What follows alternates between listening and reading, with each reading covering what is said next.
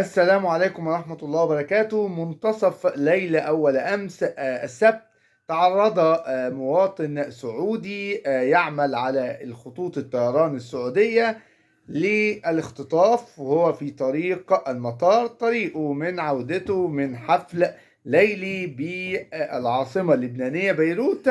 وكانت التفاصيل اللي أعلن عنها المختطفين إن هم محتاجين أو طالبين فدية 400 ألف دولار.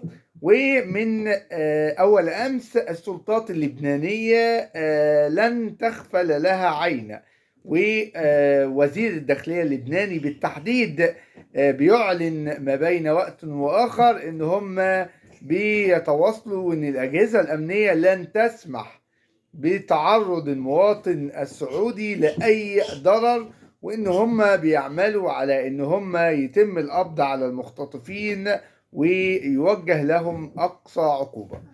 ربنا يطمنا على المواطن السعودي، أخونا السعودي وشقيقنا العربي، ويطمن أهله يا رب، ويطمن الشعب السعودي بالكامل، وربنا يرجعه أهله سالم غانم يا رب. السلام عليكم.